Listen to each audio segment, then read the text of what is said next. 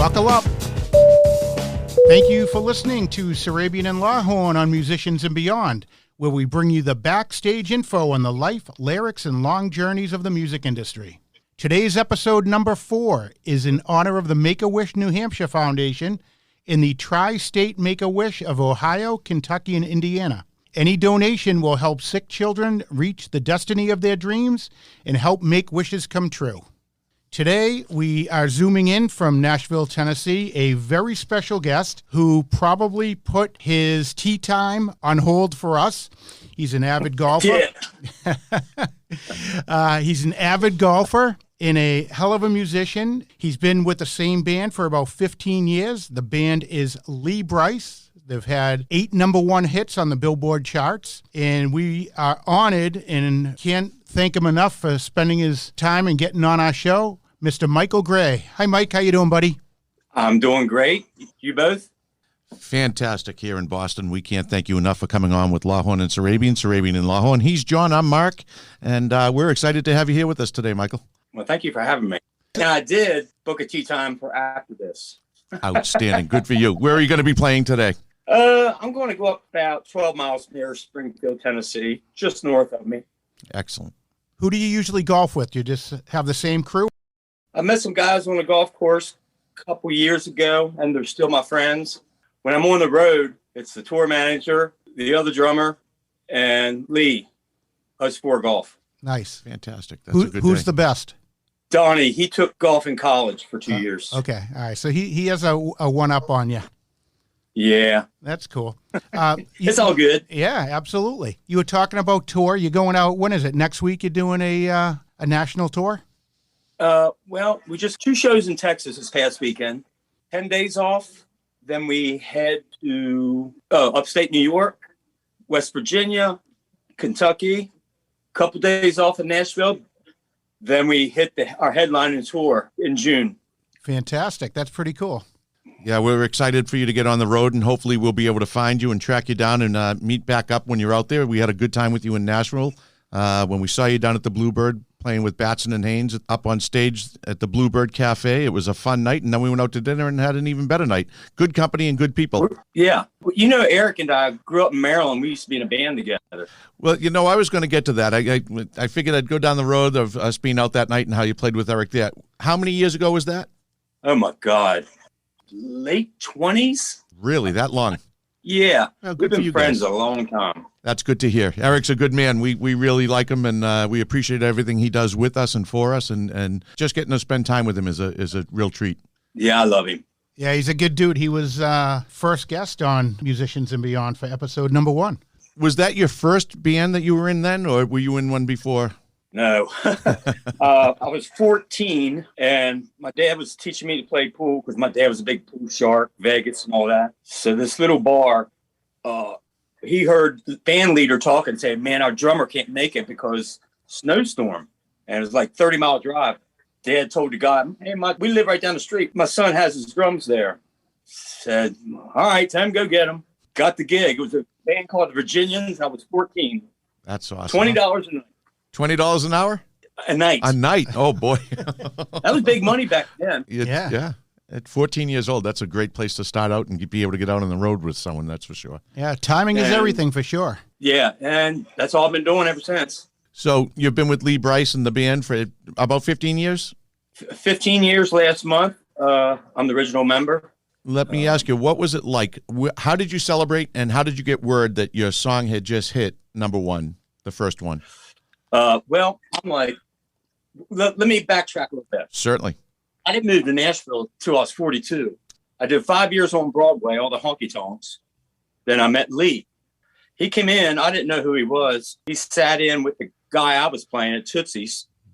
And I'm like, who is this guy? He sang 2 songs. And I'm like, wow. So a couple months later, I quit the guy I was with. And I told my wife, Lee's getting ready to start a band. Where's he at? I'm like, well, he's down in the Bahamas and on a cruise. So Dawne said, let's go. So we packed up and they had a Q&A. Somehow the narrator gave me the mic first. And I said, hey, Lee. Lee's like, Michael, is that you out there? I'm like, yeah. He says, what are you doing? I'm like, well, I hear you're starting a band. So I just come down asking for the drum slot because, I'm unemployed. Narrator took the mic back. Nothing was really said. Lee texted me a couple of days later when we all got back to Nashville. He said, meet me at 12th and Porter. It's a club in Nashville. Yeah. I got a question for you. I went there. He asked me, you want to be my drummer? 15 years later, here I am. Great story. That is awesome. That's a crazy story. Yeah, it is. But you got to go after the artists. They're not coming after you. Well, you really got to make your own road, right? And so you went after it and got it. Yeah, absolutely. Just blessed and very lucky. Fantastic. It is fantastic. About the first hit, man, we just had a few drinks. Nothing major. And did a lot of hugging, a lot of high-fiving. And my wife and I went out and celebrated. It's cool. Yeah, that's pretty impressive. Just blessed. And you guys have what, 8 number one hits now on the Billboard over the years? I think it is 8 or 9. Yeah. I know Lee's written hit songs for Garth Brooks, Tim McGraw, Jason Aldean. Can't remember exactly how many, but somewhere around there. Now, let me ask you, Michael, do you do some writing as well? I do not. I am very, very, very ADHD. I can't sit still. I don't want to take any pills. The other week we were in California. I can't sit still. So by the end of the day, I had over 20,000 steps and walked 8.6 miles that day. So I don't write. Good for you. I'm just too hyper. So would you say, I know some drummers, and I would say most of the drummers I know are just like you. Most of my drumming friends are. It's kind of crazy. But it is what it is. Excellent. So when you're on the road, how are you guys traveling most of the time? Are you on a bus? We have 3 tour buses. Wow. Lee has his, the band has ours, and then there's a crew bus, and then 2 tractor and trailers, and it's a convoy. Who do you like to room with most? Do you always end up with the same roommate or in the same confines? Well, we each have our own condo bunk, and we have a shower on the bus, but usually we're not sharing a room with each other. Okay. If we do get hotels, we get our own. But usually it's Dawne, the other drummer, and I, if we have to share. So, yeah. Now, being on the road, do you have one spot that is your favorite spot to play at? Well, we did Madison Square Garden twice. That's pretty cool. Yeah, we did Red Rocks out in Colorado. There's one small bar, holds 1,000. It's in Chicago, called Joe's Bar. It's really nice setup, and the people are literally right at your toes. And I don't get scared of playing football stadiums like we've done, arenas, amphitheaters. It doesn't bother me. But this 1,000-seat place, Joe's, kind of freaks me out because they can hear any mistake that you may make, and they can see if you drop a stick, what have you.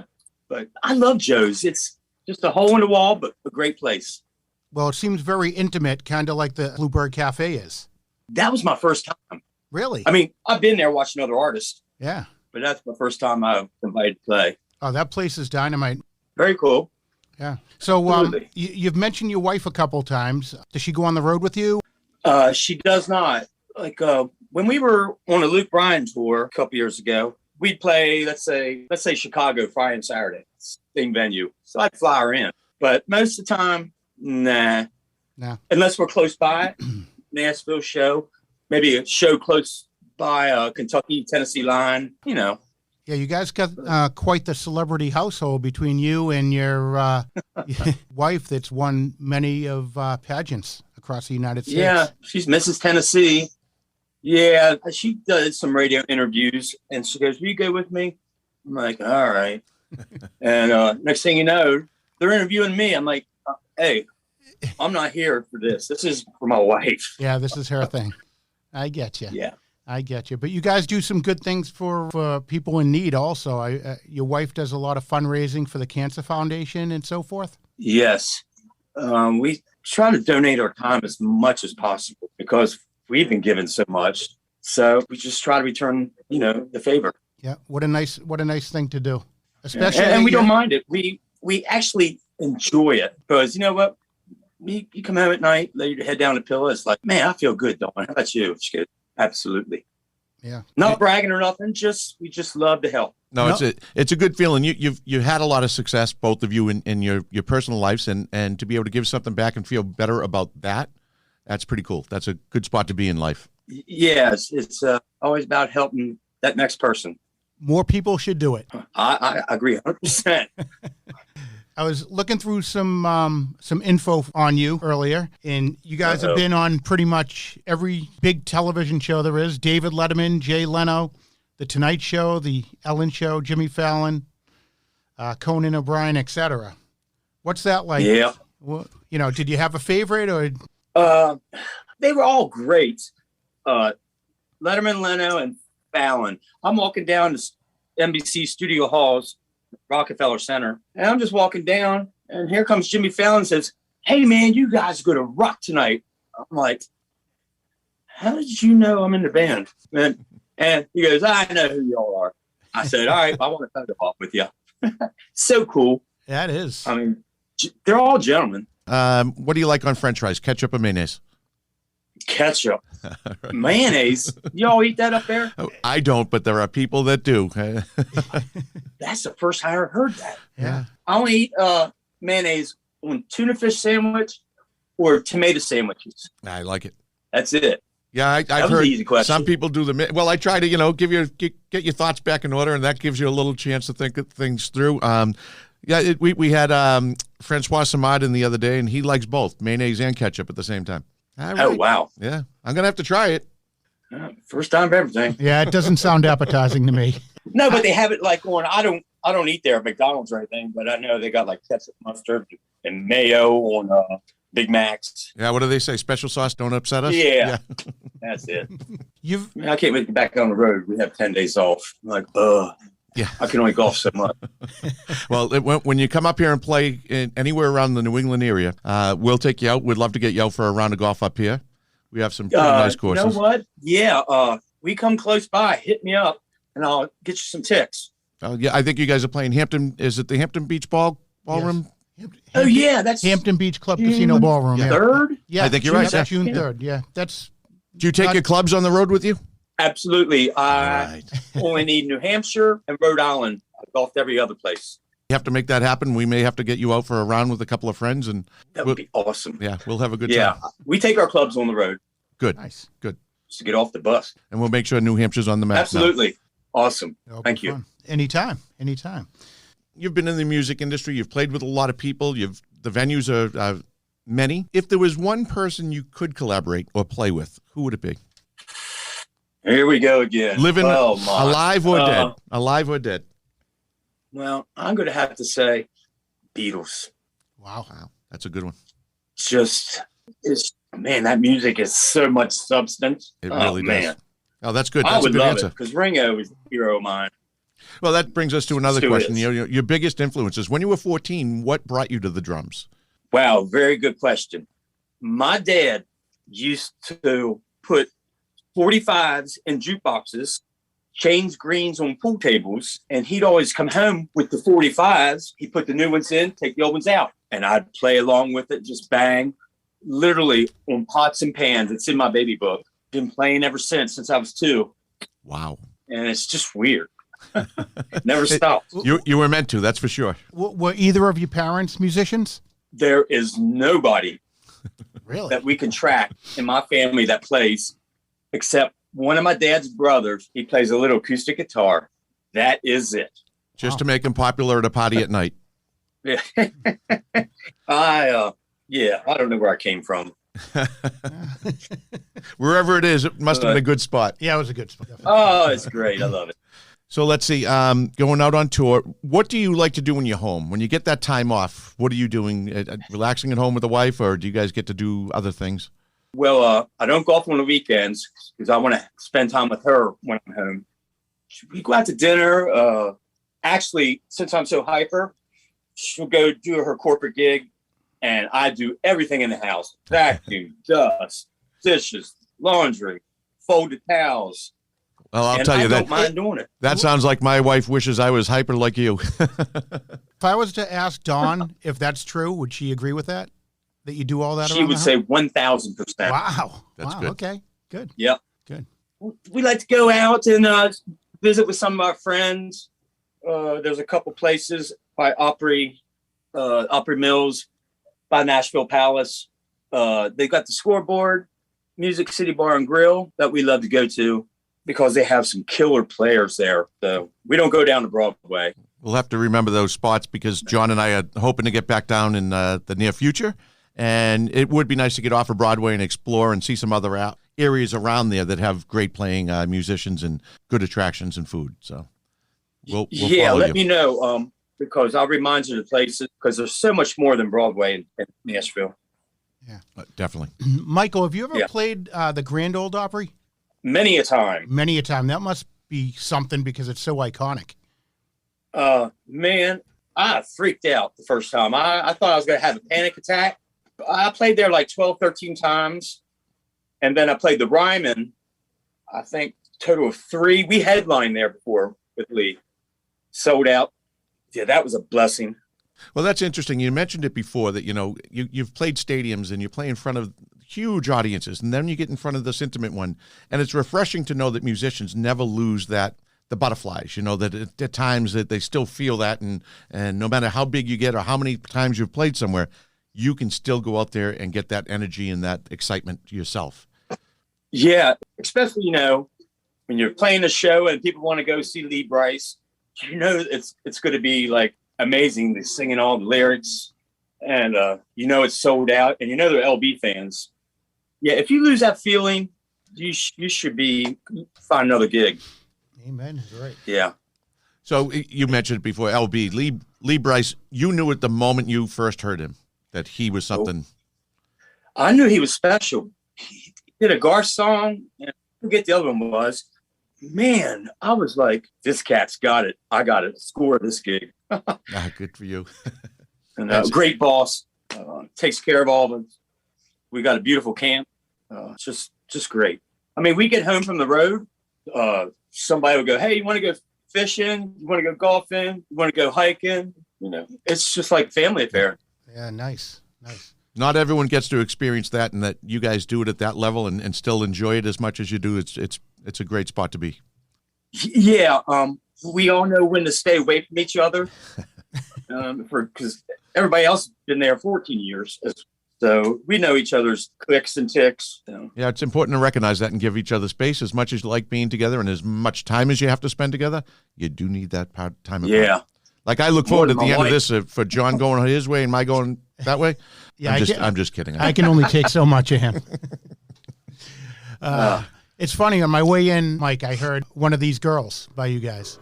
And it's funny because I got 4 teenage girls. I got 16, 18, 19, and 21. So, yeah, I was right.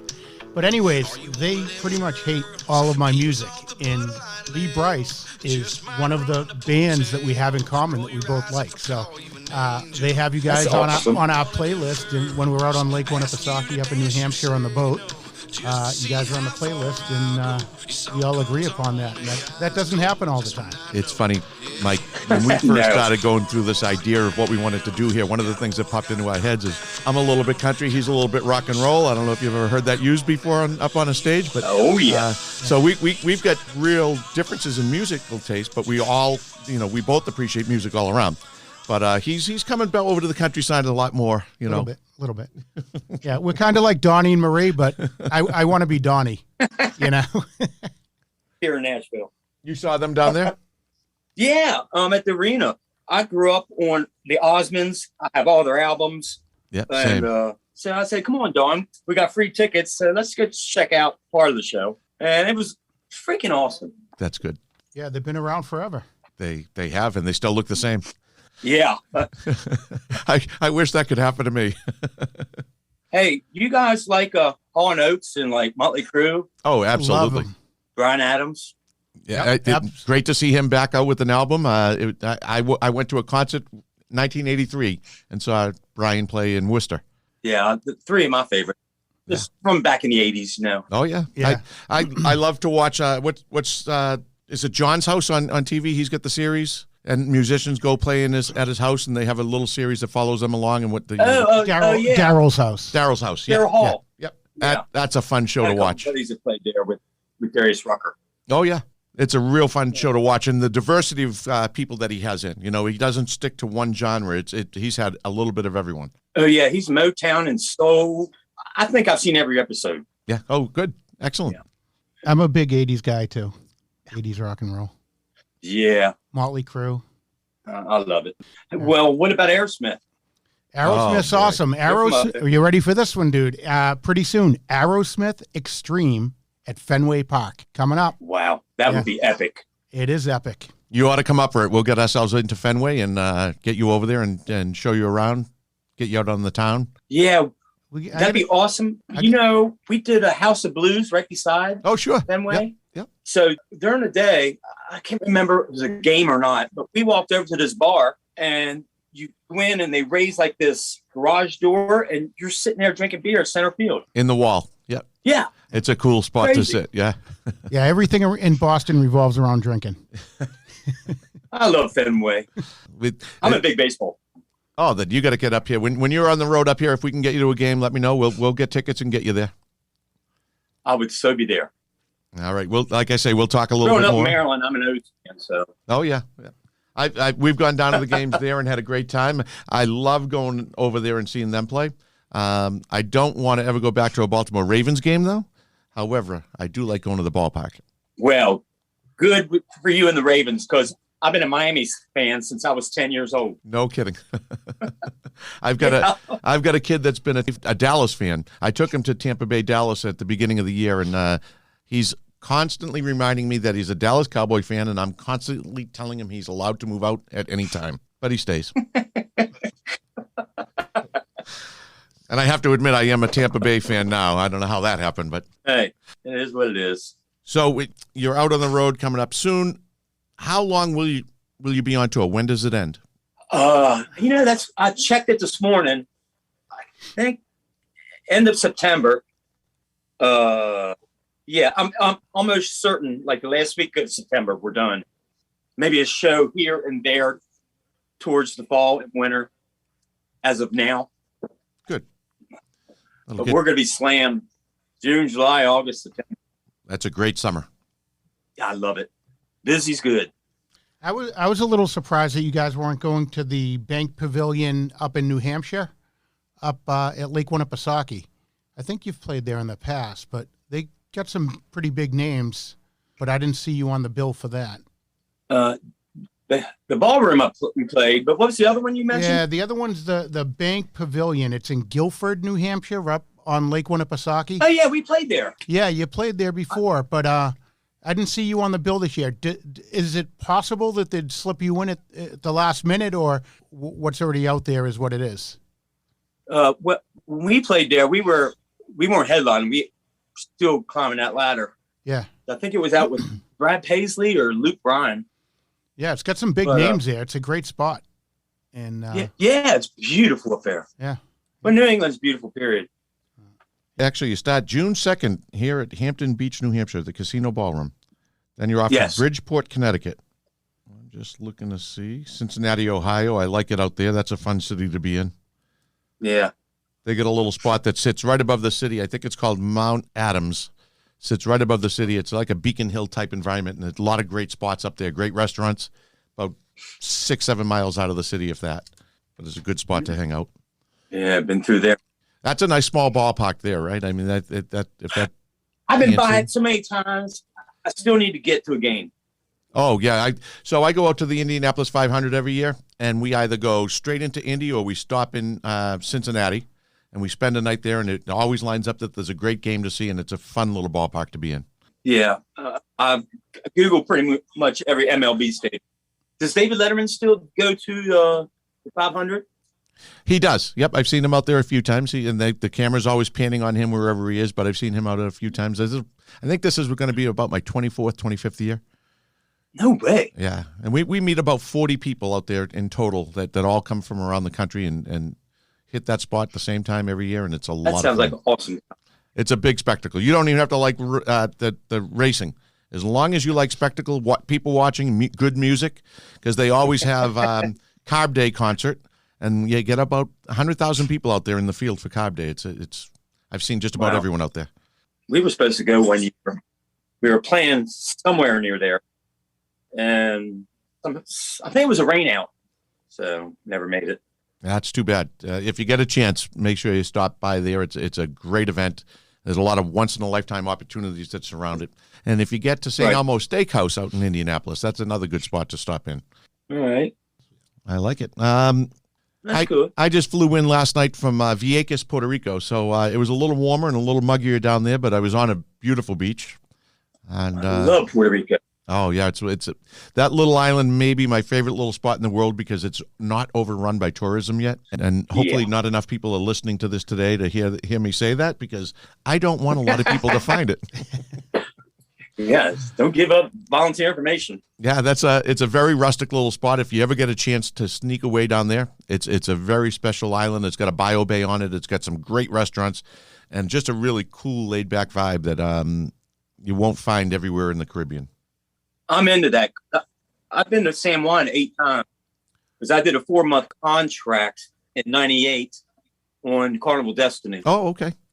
Playing. That so must I have been fun. 1 week Eastern Caribbean, 2nd week Western Caribbean, back and forth for 4 months. Oh, that has to be a lot of fun. It was. If my wife wants to go on a cruise, I'll do that, but I'll never play on a cruise. Just too much. All right, so we've warmed you up with some questions, some softballs. Now we're going to go back and revisit. And you've met a lot of people. You've met a lot of people. Is there anyone that you would want to meet, hang out with, have a beer, anything? Yeah, it's a comedian, but I'm a big Seinfeld fan. Oh, sure. Okay. I've probably seen every episode 50, 60 times. My wife is the same I way. like to meet Jerry. If it's on, she's watching it. She searches it. She loves that show. And how can you not? Yeah. I'll go Anyway, I'd like to meet Kramer. You want to meet Jerry? I want to meet Kramer. There you go. No, Michael Richardson. Funny character. Is that who you'd like to meet, Yeah, Riley? they all Off do. that show? Yeah. You'd like to meet? Love Kramer. I'd like to hang out with Jimmy Buffett. Never got to really meet him. Give it There'll be time. some stories. But I think he'd be a lot of fun to be around. I'm sure of it. You know, we have my cousin up here owns a little bar outside of Fenway, and at one point he was property manager for Fenway Park. So I got to go in a lot, but he got to meet a ton of people in that industry working in there, and Jimmy Buffett is one of his favorite people to hang out with when he's around. Yeah, I bet you there's some good stories he has to share. Yeah. I can only imagine. And so you've been on tour so many years. How much has that changed from when you first started going out on tour, the youthful exuberance versus your wise, sage self of today? Well, we started off in a van and trailer for like 3.5 years. Everybody had their own bench, no road crew. And venues got bigger. I mean, just climbing that ladder, slowly but surely.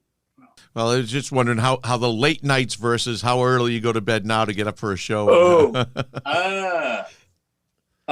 Well, we didn't know how it was going to turn out to this day. Back then, we kind of, the band that is, not the artist, did a lot of drinking, got crazy, you know, but further we got up the ladder, the more it tamed down. A little bit more responsibility, a little bit more eyes on. A lot more.